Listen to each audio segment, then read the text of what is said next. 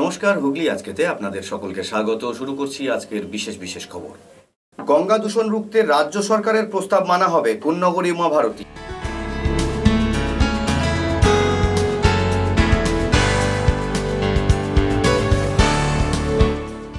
মাধ্যমিকে 676 কাপাসডাঙ্গার ধ্রুবর।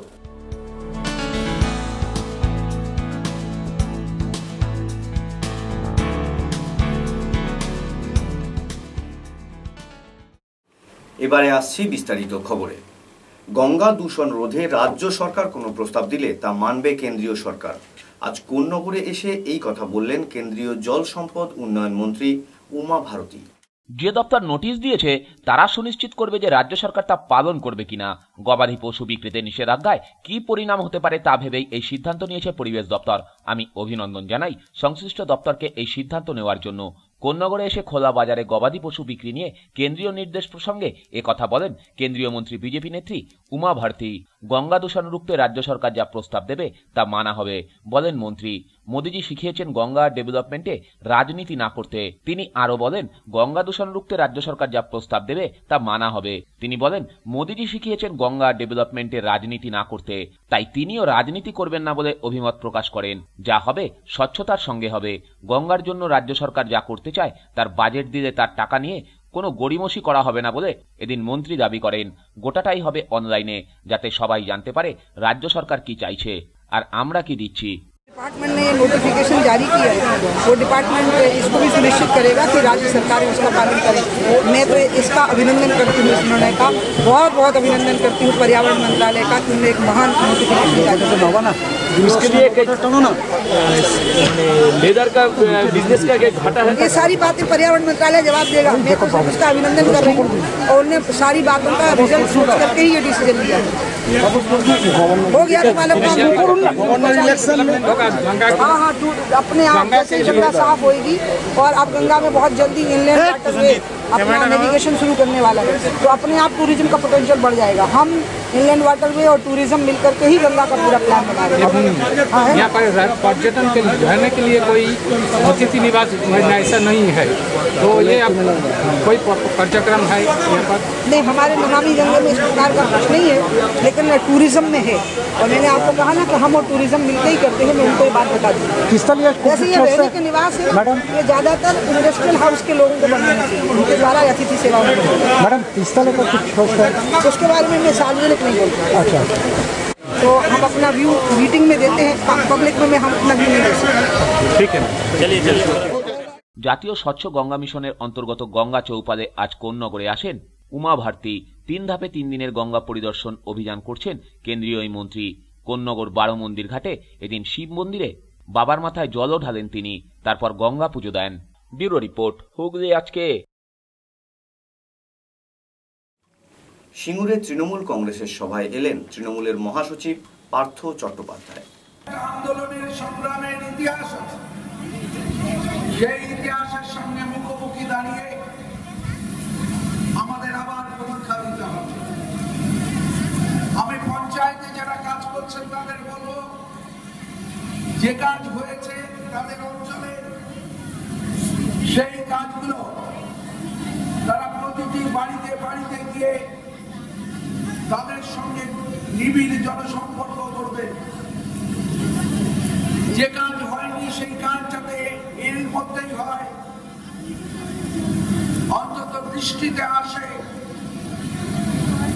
গ্রামে গ্রামে যাবেন, গ্রামে গ্রামে গিয়ে প্রতিটি বুথ স্তরের কর্মীদের কাজ হবে তোমার পরিবার আমার পরিবার।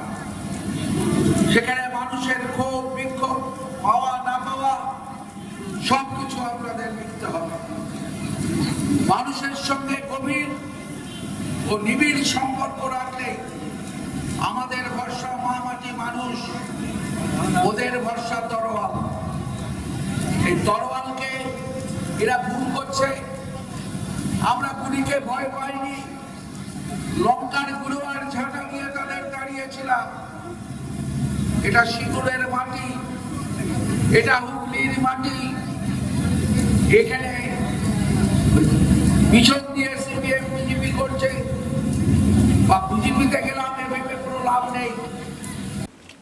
পুলিশের হাতে দিলে দুদিন বাদে ছেড়ে দেবে, উল্টে জিজ্ঞাসাবাদের জন্য আমাদেরকেই হেনস্থা করবে। চোরকে হাতে নাতে ধরেও পুলিশের উপর আস্থা হারিয়ে এমনই মন্তব্য সাধারণ ব্যবসায়ী। সাজসজ্জা দেখে বোঝার উপায় নেই কেপমারিতে ওস্তাদ যখন তখন হাতিয়ে নিতে পারে আপনার দামি জিনিসটি। বর্তমানে এদের টার্গেট শহরতলির সোনার দোকানগুলি। দলে 3 থেকে 4 জন শটান ঢুকে পড়ছে সেই সমস্ত সোনার দোকানে। সোনার চেন কিংবা আংটির দিকেই বেশি নজর। রেডিমেড সেই সমস্ত জিনিস দেখতে চেয়ে একটি যখন তখন চলে যাবে আঁচলের নিচে, তারপরই পছন্দ হচ্ছে না বলে পগার পার। চুঁচুড়া শহরে এদের এখন ভালোই দেখা মিলছে। আজ এমনই 3 রমণী চুঁচুড়া থানার রবীন্দ্রনগরে একটি সোনার দোকানে ঢুকে বৃদ্ধ দোকান মালিকের নজর এড়িয়ে প্রায় 35,000 টাকার সোনার চেন নিয়ে চম্পট দিয়েছিল। কিন্তু আজ আর বাড়ি পর্যন্ত পৌঁছানো হলো না 3 রমণীর। দোকান মালিকের ছেলের তৎপরতায় চুঁচুড়া লঞ্চ ঘাটে গিয়ে ঠিক লঞ্চ ছাড়ার মুহূর্তে ধরে ফেলা হলো তাদের। নিয়ে আসা হয় চুঁচুড়া রবীন্দ্রনগরে। স্থানীয় মহিলারা কয়েক ঘা দিতেই সুরসুর করে বেরিয়ে আসে ওই চেনটি। এরপর টোটো করে গোমরা মুখে অন্যত্র পাড়ি দেয় লেডি জুয়েল থিপরা। কেন পুলিশে দিলেন না এই প্রশ্নে ওই দোকান মালিকের ছেলের বক্তব্য, পুলিশ নিয়ে গিয়ে 2 দিন পর ছেড়ে দেবে, আর জিজ্ঞাসাবাদের জন্য আমাদের ব্যতিব্যস্ত করে মারবে। সকালবেলা আমরা দোকান খুলেছি, যেরকম প্রতিদিনের মতো খুলি। তো আমার দোকানে 2-4টে কাস্টমার ছিল, তার মধ্যে এনারা 3 জন ভদ্রমহিলা ঢুকেছেন। ঢুকে বলছেন যে আমাদের সোনার চেন দরকার। তো সঙ্গে আমার বাবা ছিল, বাবার দোকানে কাউন্টারে বসা। বলছে ঠিক আছে, বাবার চেন দেখাচ্ছে বিভিন্ন রকম।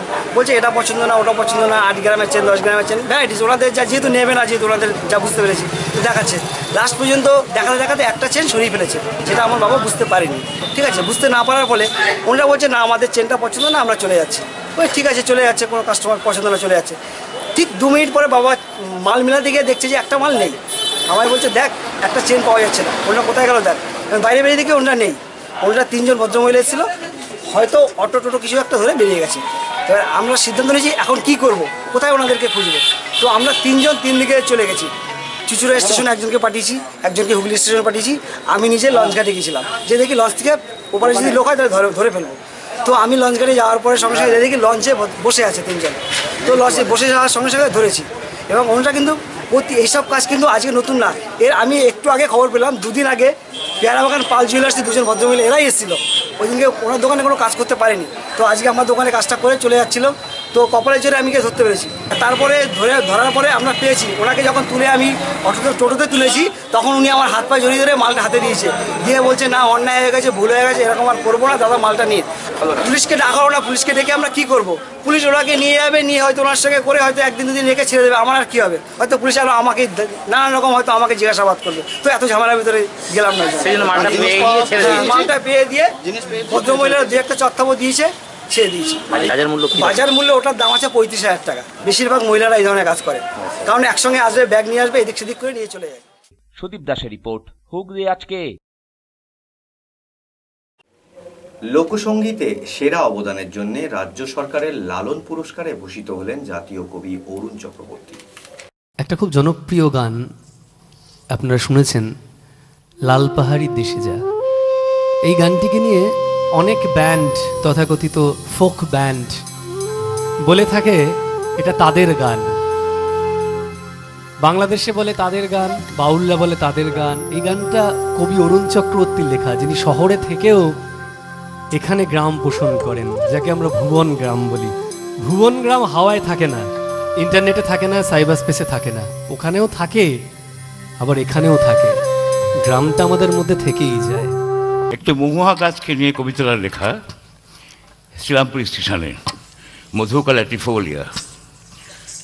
মনে হয় সেই গাছটা ঠিক জায়গায় নেই, কেউ ঠিক জায়গায় নেই, you are misplaced, unfit everywhere. যেমন দেবু গান গাইছে, হয়তো ভালো একজন অর্কেডিয়ানিস্ট হতে পারত, যাকে তা হোক, গানটা করুক। এই মিসফিটনেসটা, যেমন আমি ডাক্তার হতে চেয়েছিলাম, হয়ে গেলাম ইঞ্জিনিয়ার, ঘন্টা হলো কবিতা লিখছি, এরকম ব্যাপারটা। এই গাছটা আমাকে শিখিয়েছিল, হাই দেখো গো তুই এখানে কেনে, তো লাল পাহাড়ি দেশে যা, রাঙ্গামাটির দেশে যা, হে তাকে তোকে মানাইছে নাই গো, একেবারেই মানাইছে নাই, তুই লাল পাহাড়ির দেশে যা। লোকসঙ্গীতে অবদানের জন্য লালন পুরস্কার পেলেন জাতীয় কবি অরুণ চক্রবর্তী। রাজ্য সরকারের এই পুরস্কার এতদিন পেত মূলত বাউল গায়করা। সেই দিক থেকে দেখতে গেলে এই প্রথম কবি হিসাবে এই পুরস্কার পেল কোনো কবি। শুক্রবার সন্ধ্যায় কলকাতার নজরুল তীর্থে রাজ্যের তথ্য ও সংস্কৃতি মন্ত্রী ইন্দ্রনীল সেন লালন পুরস্কার তুলে দেন অরুণ বাবুর হাতে। আর চুঁচুড়ার 72 নম্বর ফার্ম সাইড রোডে অরুণ বাবুর বাড়িতে পৌঁছেছিলাম আমরা। অরুণ বাবুর বক্তব্য, লালন পুরস্কার এতদিন পর্যন্ত বাউল গায়কদেরই দেওয়া হতো, কিন্তু এবার আমাকে দেওয়া হলো বাউল গানের উপরে কবিতা লেখার জন্য। আসলে যারা বাউল নিয়ে ভাবনা চিন্তা করে, বাউল গান করে, যারা বাউলের লোকশিল্পী এবং বাউল সঙ্গীত শিল্পী, তাদের মোটামুটি লালনের নামাঙ্কিত এই পুরস্কারটা দেওয়া হয়। যেমন কালাচাঁদ দরবেশ পেয়েছেন চিনকড়ি, যেমন কালাচাঁদ দরবেশ পেয়েছেন চিনকড়ি, সনাতন দাস পেয়েছেন, অনেকেই পেয়েছেন। কিন্তু এবারে আমি যেহেতু বাউল গান লিখি এবং আমার গান বাউলটাকে সারা পৃথিবীতে বেড়াচ্ছে, স্পেশালি পাহাড়ি দেশে যে গানটা এত পপুলার বাউলদের, যারা ফ্রান্স, ইতালি, জার্মানি, চীন, জাপান, রাশিয়ায় ভীষণভাবে কি বেড়াচ্ছে, খুব পপুলার। এবং সেটা আজকে 45 ধরে বাংলার মানুষও বুকের মধ্যে করে রেখেছে, যেটা সমস্ত পৃথিবীর কাছে শিক্ষণীয় এবং শিক্ষার একটা অসাধারণ বিষয় যে মানুষের কথা বলতে হবে, মানুষের কথা ভাবতে হবে, মানবতার কথা বলতে হবে। তাই রবি লালন, বব ডিলান মানবতার গাইছে গান, এই স্লোগানটা আজকে মনে হয় মানুষের কাছে পৌঁছে গেছে। এবং এই বোধহয় প্রথম একজন লোককবি হিসেবে, বাউল সন্ধানী হিসেবে এবং বাউল গানের রচয়িতা হিসেবে আমাকে সম্মানিত করা হলো। প্রসঙ্গত উল্লেখ্য, অরুণ বাবুর লেখা 45 বছর আগে লাল পাহাড়ির দেশে যা আজও জনপ্রিয়। মূলত এই গানটির জন্যই তিনি জাতীয় পুরস্কারও পেয়েছিলেন। আসলে তো আমি কোনদিন প্রাইজের কথা ভাবিনি, যে যা প্রাইজ পেয়েছি আজ পর্যন্ত যে পুরস্কার পেয়েছি সেটা অটোমেটিক্যালি এসেছে, বিচার করে দিয়েছে সংস্থা, আমাকে বিচার করে দিয়েছে তাদের বিচারে। যেমন আমি জাতীয় পুরস্কার পেয়েছিলাম ministry of environment and forest থেকে। সেখানে কিছু আমি কাজকর্ম করেছিলাম, চিপকো মুভমেন্ট করেছিলাম। গাড়োয়া হিমালয়ের সেই বিখ্যাত মানুষ সুন্দরলাল বহুগুণাজি, তিনি গাছ বাঁচাও আন্দোলন করেছিলেন, তাকে বলা হয় চিপকো মুভমেন্ট। তারা হাওয়ায় এসে লাগে আমার 80-র দশকে আমরা বাংলার প্রতিনিধিত্ব করেছিলাম গাছ বাঁচাও আন্দোলন। এবং সেই সূত্রে আমার কিছু স্লোগান, আমার কিছু গান, কবিতা প্রচারিত হয়েছিল এবং সেটা দেখেই আমাকে জাতীয় পুরস্কার দেওয়া হয় দিল্লি থেকে। এবারে সরকার, পশ্চিমবঙ্গ সরকার আমাকে সম্মানিত করল। আমি সম্মানিত, বাউল সমাজ সম্মানিত, বাউল সন্ধানী, যারা বাউলকে ভালোবাসেন, গান ভালোবাসেন, তারাও সম্মানিত। ছোট রিপোর্ট, হুগলি আজকে। এবারে মাধ্যমিকে চুঁচুড়া পুরনো কাপাসডাঙ্গার ছেলে ধ্রুব 676 নাম্বার পেয়ে সকলকে তাক লাগিয়ে দিয়েছে। অদম্য ইচ্ছাশক্তি আর কঠিন পরিশ্রমের কাছে অভাবকে ধুলোয় উড়িয়ে দিয়েছে বছর 15 ধ্রুব মিত্র। এবারের মাধ্যমিকে একজন সফল ছাত্র। শুধু সফল বললে ভুল হবে। হতদরিদ্র পরিবারের ধ্রুবর সর্বমোট নাম্বার শুনলে অনেকেই আঁতকে উঠতে পারেন। মাত্র 5 নম্বর কম থাকায় প্রথম 10-এ আসতে না পারলেও ধ্রুবর প্রাপ্ত 676 নম্বর কিন্তু সকলকে তাক লাগিয়ে দিয়েছে। চুঁচুড়া থানার অন্তর্গত পুরাতন কাপাসডাঙ্গার দম্পতি মদন মিত্র এবং ইদা মিত্রর একমাত্র সন্তান ধ্রুব। সম্পত্তি বলতে শুধুমাত্র ইদা দেবীর বাবার কাছ থেকে পাওয়া একটি ছোট বাড়ি। মদন মিত্র চুঁচুড়া ঘড়ির মোড়ে একটি রেডিমেড পোশাকের ঘুমটিতে কাজ করেন। একটু বেশি রোজগারের আশায় সকালে বাড়ি বাড়ি খবরের কাগজ বিক্রির কাজ করেন। ইদা দেবী গৃহবধূ। দিন আনা দিন খাওয়া এই পরিবার থেকেই কঠিন লড়াই করে চলেছে ধ্রুব। হুগলি ব্রাঞ্চ স্কুল থেকে মাধ্যমিক পরীক্ষা দিয়ে সেবারে 676 নম্বর পেয়েছে। পড়াশোনার পাশাপাশি ছবি আঁকতে ভালোবাসে সে। বহু আঁকা প্রতিযোগিতায় অংশ নিয়ে সফলও হয়েছে সে। আগামী দিনে ধ্রুব মেকানিক্যাল ইঞ্জিনিয়ার হতে চায়। ভালোই লাগছে, এটা এই পাঠ্য বইটা পড়েছি, রোজই পড়েছি সেইভাবে। আমার এই অঙ্ক বিজ্ঞানের মাস্টার ছিল, ইংরাজি ছিল, আর বাংলা, ইতিহাস, ভূগোল ওইগুলো সেই স্কুলে স্যারের পড়তাম। এই এখন সায়েন্স নিয়ে পড়ছি, তারপর দেখি পরে কী করা যায়, ইঞ্জিনিয়ারিংয়ের দিকে। সেটা এখনও কিছু চিন্তা ভাবনা করিনি, দেখবো কী হয়। আমি আঁকা করি 4 ঘন্টার মতো, 4-5 ঘন্টা এরকমই হবে ভেবেছিলাম, আর একটু ইয়ে হলে।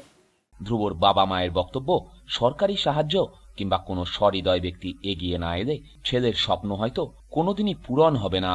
আমি অনেক কষ্ট করে ছেলেকে পড়াচ্ছি, ক্লাস 3 থেকে ও ক্লাস বেঞ্চ স্কুলে একভাবে ফার্স্ট হয়ে আসছে।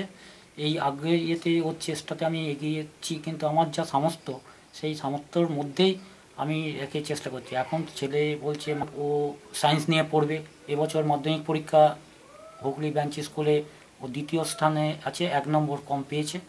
সেই জন্যে ও সায়েন্স নিয়ে পড়ার যে আগ্রহটা, সেটা আমি অনেকটা চেষ্টা করছি, কি করে করব সেই চিন্তাভাবনা করছি। এখনও পর্যন্ত সেই চিন্তাভাবনার মধ্যেই আছি, সেই সায়েন্স নিয়ে ও পড়বে, যে ভবিষ্যতে একটা ইঞ্জিনিয়ারিং ওর পদে যেতে চাইছে। সেই যাওয়া অসম্ভব ব্যাপার আমার পক্ষে আছে, কিন্তু আমি কি করে এটা সহযোগিতা করব সেই চিন্তাভাবনা এখন করে যাচ্ছি। ভবিষ্যতে যদি কেউ এই সহযোগিতার হাত বাড়িয়ে দিয়ে তাকে এই ইঞ্জিনিয়ারিং পথে এগোতে সাহায্য করে, আমি তার কাছে এটা কৃতজ্ঞ হিসেবে থাকব। আমি একটা ছোট্ট ঘড়ি মোড়ে ঘুমটির দোকানে রেডিমেডে কাজ করি, আর সকালবেলা পেপার লাইনে কাজ করি। সব মিলিয়ে 5000 থামসিং মাইনে আমি পাই। এর মধ্যেই আমরা দরিদ্র পরিবারে, আমার বউ, আমি আর ছেলে 3 জনে মিলে যা হোক করে সংসার চালিয়ে পড়াশোনাটা আমি চালাচ্ছি। খুব কষ্টের মধ্যেই চালাচ্ছি, কিন্তু ছেলের ইচ্ছা যে সায়েন্স নিয়ে পড়বে। এখন মাধ্যমিকে তো 2টো মাস্টার রেখেছিলাম, আর সব স্যারেরা সব সাহায্য করেছিল, তাতে ওর রেজাল্টটা ভালোই করেছে। তা আর একটু ভালো আশা ছিল সবাইকারই, সেটা হয়নি, কীভাবে হয়ে গেছে। আর এখন সায়েন্স নিয়ে পড়ছে, স্যারদের সব সহযোগিতা বলেছে, স্যারদের সব কমাতে মাইনে টাইনে। এবার আর পরবর্তী সময় যে ইঞ্জিনিয়ারিং পড়বে বলছে, সে চাইছি, সেটা আমি সম্ভব হবে কি না ভাবতে পারছি না। যদি কেউ এই সাহায্যে হাত বাড়িয়ে দেয়, তাহলে তা ওর স্বপ্নটা পূরণ হতে হবে, আর নাহলে হয়তো হবে না। সুদীপ দাসের রিপোর্ট, হুগলি আজকে।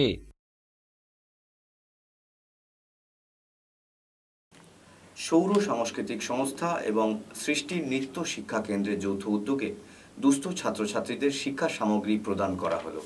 চুঁচুড়া সৌর সাংস্কৃতিক সংস্থা ও সৃষ্টি নৃত্য শিক্ষা কেন্দ্রের যৌথ উদ্যোগে প্রত্যেকবারের ন্যায় পালিত হল রবীন্দ্র নজরুল সন্ধ্যা।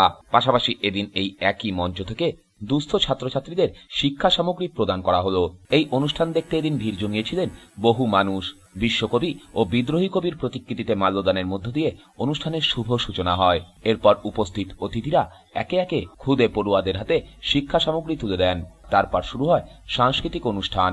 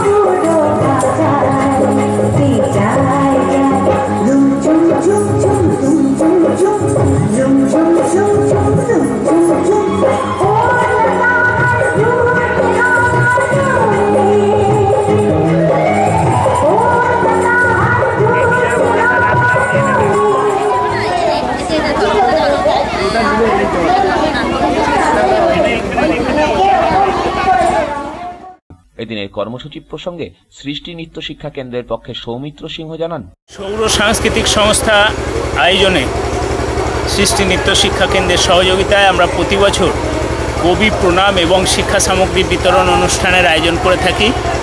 এবছরও আমরা সেই আয়োজন করেছি। আজকে আমরা এখান থেকে 75 জন শিশুকে শিক্ষা সামগ্রী প্রদান করলাম। এছাড়া আজকের এই অনুষ্ঠানে আমাদের এই পল্লীর শিশু শিল্পীরা ছাড়াও শহরের বিশিষ্ট বিভিন্ন সাংস্কৃতিক সংস্থা অনুষ্ঠান পরিবেশন করবে।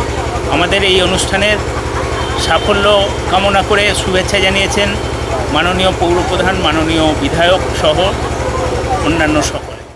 ব্যুরো রিপোর্ট, হুগলি আজকে।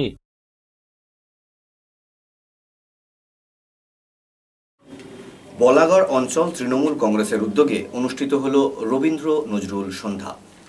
গতকাল অনুষ্ঠিত হল বলাগড় ব্লক তৃণমূল কংগ্রেসের আয়োজনে একটি রবীন্দ্র নজরুল সন্ধ্যা ও প্রবীণ তৃণমূল কর্মীদের সংবর্ধনা জ্ঞাপন। এদিনের অনুষ্ঠানে কবির ছবিতে মাল্যদান করে অনুষ্ঠানের সূচনা করেন হুগলি জেলা তৃণমূল যুব কংগ্রেসের সভাপতি শান্তনু ব্যানার্জি ও ব্লক তৃণমূল সভাপতি শ্যামাপ্রসাদ রায় ব্যানার্জি সহ অন্যান্য নেতৃবৃন্দ।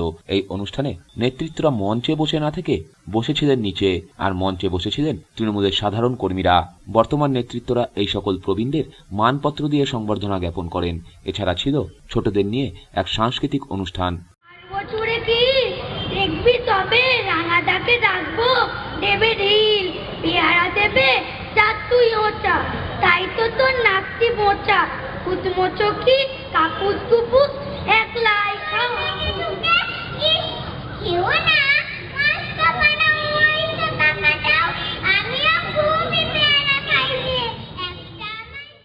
সমগ্র অনুষ্ঠান নিয়ে প্রতিক্রিয়া শুনিয়েছেন হুগলি জেলা তৃণমূল যুব কংগ্রেস সভাপতি শান্তনু ব্যানার্জি ও ব্লক তৃণমূল যুব সভাপতি সঞ্জীবন ঘোষ।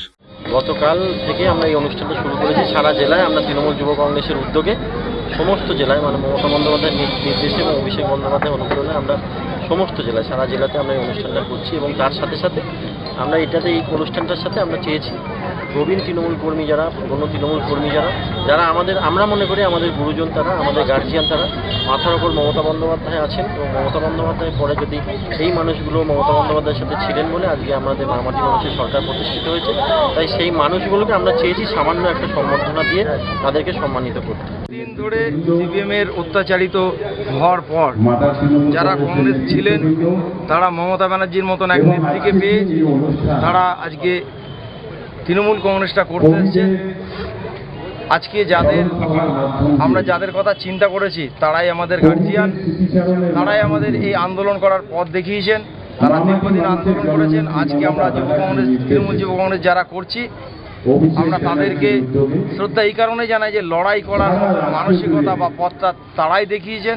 তাই আমরা মমতা ব্যানার্জি মামাটি মানুষের জননেত্রী, তিনি সবার জন্য কাজ করছেন, পশ্চিমবঙ্গের মানুষের জন্য। পার্থ বসের রিপোর্ট, হুগলি আজকে। হুগলি মহসিন কলেজে প্রাক্তনী সমিতির উদ্যোগে পালিত হল রবীন্দ্র নজরুল সন্ধ্যা। হুগলি মহসিন কলেজের প্রাক্তনী সমিতির উদ্যোগে পালিত হল রবীন্দ্র নজরুল সন্ধ্যা চুঁচুড়া বন্দে মাতরম ভবনে, যেখানে শহরের লেখকদের বই প্রদর্শিত হয়। সম্বর্ধনা দেওয়া হয় শহরের 3 সাংস্কৃতিক ব্যক্তিত্বকে: ইতিহাসবিদ দীপক রঞ্জন দাস, নাট্যকার বৈদ্যনাথ মুখোপাধ্যায় এবং পত্রিকা লেখক মানবেন্দ্র মুখোপাধ্যায়কে।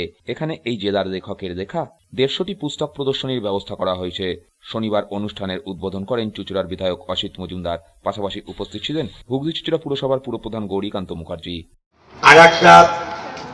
বালক জন্মালো নতুন করে সুন্দরভাবে, শুধু অ্যালুমিনি অ্যাসোসিয়েশন নয়, আমার শহরের যারা সম্ভ্রান্ত লেখক লেখিকা, যারা সাহিত্য নিয়ে পর্যালোচনা করেন, তাদের বই আজকে এখানে একটা মেলা আকারে তৈরি করা হলো। মেলার মাধ্যমে আমার চেয়ারম্যান এখানে আছেন, ভাইস চেয়ারম্যান আছেন, আপনারা সকলে এবং আমার শহরের অত্যন্ত শ্রদ্ধাশীল ব্যক্তিরা আজকে এই অনুষ্ঠানে উপস্থিত হয়েছেন। আজ সমাপ্ত হয় এই অনুষ্ঠান। ব্যুরো রিপোর্ট, হুগলি আজকে। এবারে আসছি আবহাওয়ার খবরে। আজ হুগলি জেলার সর্বোচ্চ তাপমাত্রা ছিল 39 ডিগ্রি সেলসিয়াস এবং সর্বনিম্ন তাপমাত্রা ছিল 24 ডিগ্রি সেলসিয়াস। বাতাসে আপেক্ষিক আর্দ্রতার সর্বোচ্চ পরিমাণ ছিল 90%। বৃষ্টিপাত হয়নি। শেষ করার আগে দেখে নেব আজকের খবরের বিশেষ অংশ আরো একবার। গঙ্গা দূষণ রুখতে রাজ্য সরকারের প্রস্তাব মানা হবে, কোন্নগরী উমা ভারতী।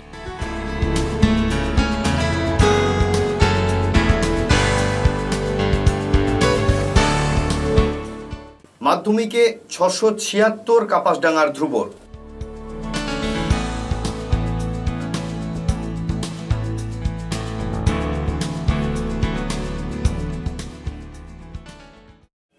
এখনকার মতো খবর এই পর্যন্তই। প্রত্যেক দিন রাত 8টায় ইন AMBC-তে দেখুন হুগলি আজকে। নমস্কার।